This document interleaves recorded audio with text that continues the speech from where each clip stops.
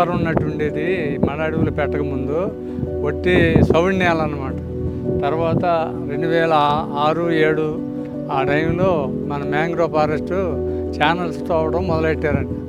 అక్కడి నుంచి 2008, 2009లో మొక్క నాటడం జరిగిందండి. ఆ మొక్క నాటిన కాడి నుంచి మొత్తం ఇప్పటి వరకు ఈ విధంగా ఈ అడవి విస్తారంగా పెరిగిందండి. అయితే ఇంతకుముందు ఏదైనా విభక్తులు వచ్చినా ఏమొచ్చినా సముద్రం ఉన్నట్టు మొత్తం వాటర్ అంతా ఈ విధంగా వచ్చేసి ఊరికి ఆనుకుని కరకట్టుగా కొట్టుకున్నాయండి. ఇప్పుడైతే ఎంత తుఫాను వచ్చినా కూడా ఏ విధమైన వాటర్ పెరిగి మామూలుగా ఈ సముద్రం పొర్లి వచ్చినా కూడా ఏ విషయంలో కూడా ఇప్పుడు వెనకంజి లేకుండా ఈ వాటర్ అనేది కనపట్టలేదు. జనాలు భయాందోళనకి గురవ్వట్లేదండి.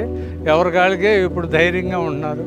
మడాడి వల్ల మంచి ఉపయోగాలు ఉన్నాయనేది ఇప్పుడు అర్థమై అందరూ మడాడులు పెంచడం చాలా ముఖ్యమైన ప్రాముఖ్యత అని అనుకుంటున్నారండి.